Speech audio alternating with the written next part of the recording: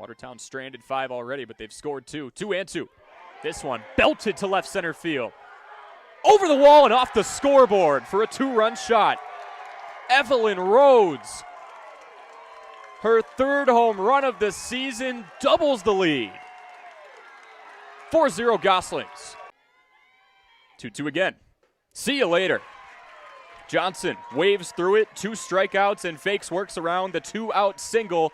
We're scoreless after half a frame. Beaver Dam brings the bats out when we come back. Over Oshkosh West. 1-2, wave and a miss. Strikeout 103 on the season, number 1 today. Fakes, 2 up, 2 down. This Beaver Dam team trying to go to Madison for the 2nd time in the last 4 years. 0-2, misses up and away, runner going, throw on to second. Got her in time. Kasubaski to DeStefano on the putout. Looking for the complete game shutout to send the Goslings to state. The 2-2. Wave and a miss. Watertown marches to Madison. The Goslings going to the state tournament for the first time in 8 years, and they take down Beaver Dam 8-0. We welcome Beaver Dam softball head coach Abby Schmidt in ahead of her team's matchup against Monona Grove. Coach, team 7-0, coming off that impressive 4-1 win over Milton in 8 innings yesterday. 6 of those 7 wins so far this year have come with the opponent scoring 3 runs or less. Could you touch a bit on just the effort of Riley Zarnecki and Gabby Fakes leading the charge in the circle there? Yeah, I think they've done a really good job mixing up their pitches and keeping all the batters that they're facing on their toes. So it's been really helpful for them to stay ahead in the count and not get behind. And we haven't been giving pre-passes away, so there's very few walks that have been happening this season, which has been helpful for their workload. In terms of that win against Milton, did that kind of feel like one that was circled on the calendar for a bit, considering they took conference last year and both you and them were kind of battling all year long for that top spot? Yeah, it was really good for us to get back into Milton, and it kind of felt like a rematch after last year. I mean, last season we really wanted to take conference, and they just outplayed us in that last game, and then this year we were able to go back down there and get a little bit of a taste of victory. It's been a hard one, it really shows us where we are in the season when it comes to our playing, because we've had such a mixture of level of teams that we've been playing so far this season. Absolutely. Gabby Fakes was able to go the distance there, all 8 innings with that one, another impressive outing. She's heading south to your alma mater, UW-Madison, to continue her softball career. What kind of conversations have you two had about that Badgers program, the coaching staff that's currently in place, and what she can expect? I think it's really just been focusing on this season. She's excited to finish out her senior season, and she wants to have fun with it. So I'm just telling her every little bit she can enjoy this high school season is really going to carry her into her next season at Wisconsin.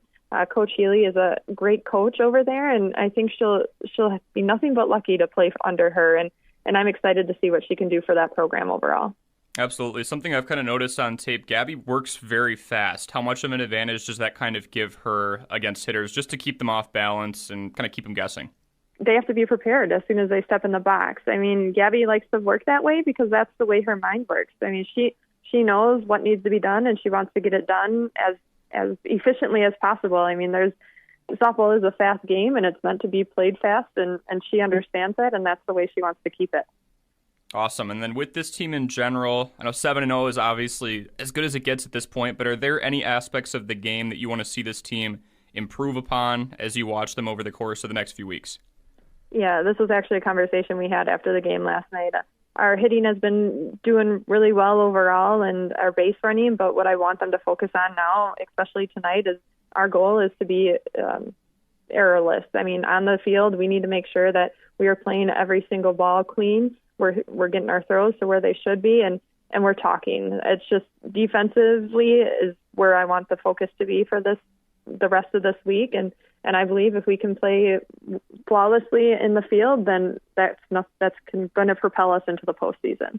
Your team's kind of played through a little bit of everything in terms of weather. You had the cold early on, in and out, right? And then the whipping wind yesterday, some rain, probably some hail in practice at some point too. How do you expect the warmer weather in the next few weeks to kind of impact the game flow? I think they're going to be a little thrown off on how nice it can be to play softball when we have nice weather that cooperates with us.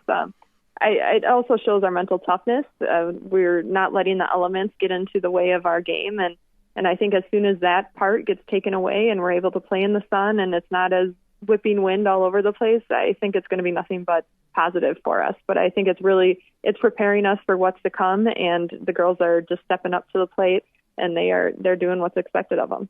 Awesome, Coach Schmidt. Thank you very much for the time, and best of luck against Monona Grove tonight. Thank you very much.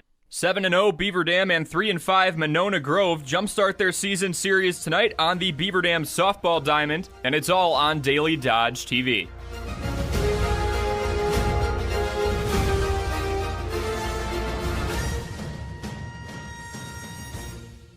Scoreless after half a frame, Beaver Dam brings the bats out. Gabby Fakes, the UW-Madison recruit, leads off. Emma Jolka and Riley Zarnecki are 2 and 3 in the order. Kendall Fakes, Maddie Bryant, and Liv DeStefano are the middle third. Chloe Kasaboski, Addie Damon, and Joy Mielke rounded out for the Golden Beavers. Abby Schmidt leads them onto the field at 19 and 4, fresh off of that come-from-behind 9-6 victory on Wednesday. For the Golden Beavers is number 8, Gabby Fakes. Outfield for Watertown, Miracle in left, Schuett in center, Rhodes in right, Novotny at third, Peplinski at short, Fent at second, Johnson at first, Heinrichs catching balls and strikes for Callie Craig Snell through a complete game winner against Beaver Dam 13 days ago. She starts, fakes off slowly with a changeup at the knees for strike one. Those of you watching on Daily Dodge TV, look out for what Abby Schmidt called the Chinese changeup. We'll explain that in a second. 0-1, belted to left field, towards the wall, and making the catch on the run is Miracle. Fading into foul territory near the pole. Fakes gave it a ride. Miracle tracked it down. That's one down. Now up to bat is number 3, Emma Jolka. Didn't even get a chance to say that Gabby Fakes led last game off with a solo shot. She almost doubled up on that. Just Emma Jolka stepping in from the left side. Craig, the righty. Checking that wristband and marching up to the rubber with one down. First pitch, fastball up high. Too high for ball one. Craig Snell, 7-1 on the season, 1.68 earned run average. 77 Ks to 15 walks. 1-0, misses up and in to make it 2-0. And again, she threw that complete game in the 8-2 victory over Beaver Dam on May 17th. Used plenty of deception. Got Fent playing way in from second. Same with Novotny over at third. Ball 3, low and in. Near the knees, Jolka is up 3-0. Chinese changeup. You'll see that from Craig Snell when she's ahead in the count. First rotation from the arm, she lets the ball go. Finishes that second rotation with no ball in her hand, and the thing comes in at about half the speed of her fastball. 3-0. Misses in the other batter's box, and Jolka draws a 4-pitch walk with one down. Now up to bat for Beaver Dam is number 6, Riley Zarnecki. Here's Riley Zarnecki hitting in the 3-hole with one on and one down. Had that go-ahead 2 RBI double in the sectional semifinal against Oshkosh West a couple of days ago. In that magical bottom of the 6th where the Beavers put up 8. First pitch, low and in, and Zarnecki hesitantly swings through it for strike one. Jolka over at first. 4 stolen bases on the year, yet to be caught. Craig Snell works back in. 0-1.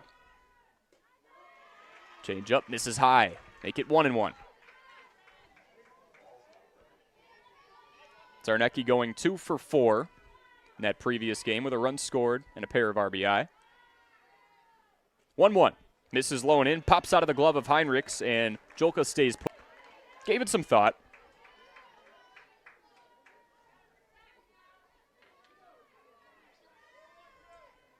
Two balls, 1 strike, 1 down. Jolka the runner on first. Scoreless here in the bottom of the first. Pitch. Low and in on the hands of Zarnecki, and she knuckles it off the chains behind herself.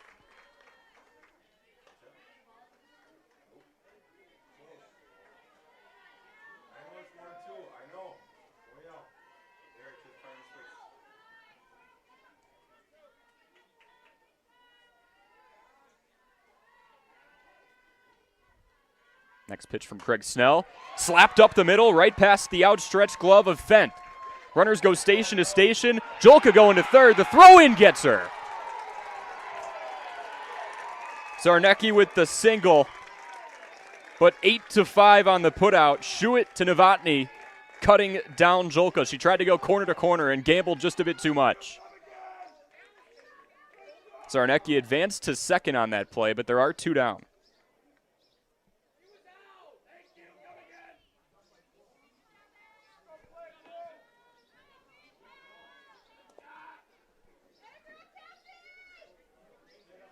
Coach Schmidt talking it over with the crew chief. Call is confirmed. 2 down. Here's Kendall Fakes from the left side. Watertown crowd liked that one. Number 7, Kendall Fakes. Fakes, the sister of Gabby Fakes, 3 years younger. She's a freshman, catcher and infielder. 2 down, runner on second. First pitch. Misses low and away and gets by Heinrichs. Zarnecki takes third on the opportunity. And where one runner fails to get to third, the other one replaces her. Heinrich's job becoming increasingly more important. Another one by her, and Beaver Dam could draw first blood. 2 down, 1-0 the count, runner on third. Craig Snell comes home. Pulls the string on that one, but misses low to make it 2-0. Fakes hitting .429 this year. 2 long balls, 24 driven in. She's ahead in the count. 2-0. Misses up high. Neck high for ball 3.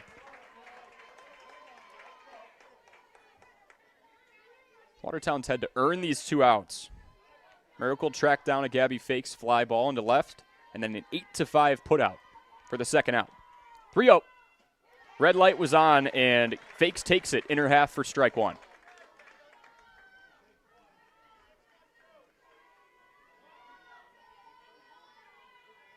Fakes with the bright pink batting gloves. Pulls this one into right and over the Watertown dugout, out of play. And then a black bat matching the pigment of the Beaver Dam and Watertown jerseys. Huge pitch on the way. 3 balls, 2 strikes, 2 down, bottom of the first. Beaver Dam threatening with a runner on third.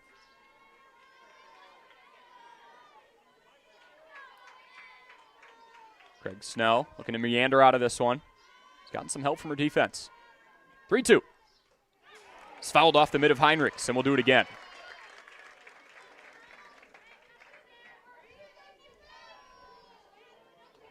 Fakes went 2 for 4 on Tuesday with a run scored.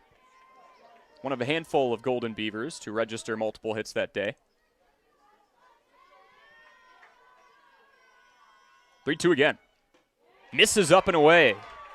Immediate throw over to third. Zarnecki gets back in time. Runners on the corners. Second walk given up this inning. Now up for the Golden Beavers is number 9, Maddie Bryant. Maddie Bryant steps in from the left side, tightening the one batting glove she has on. The southpaw wears one on the right hand, goes bare hand with the left. Zarnecki on third, Fakes on first after the walk. Here's Bryant taking strike 1 down the heart.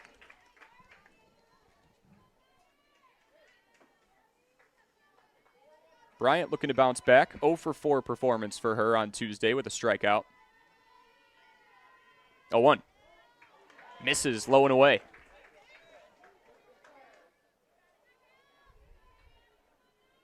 Fent and Poplinski are way off of second base. Anything by Craig Snell is easily in the outfield. 1-1. This one fouled off and over the chains. Make it 1-2 with 2 down and runners on the corners. Fent is playing nearly into the outfield grass, way off to the right, and same can be said about Poplinski. It's got 30 to 40 feet between the two of them. 1-2.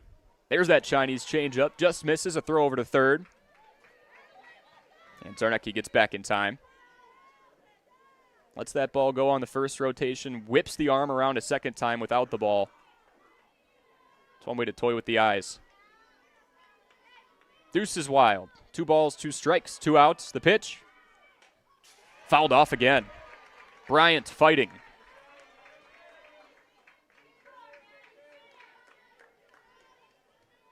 She fouled off a couple now. Straight back. Just a tad under it.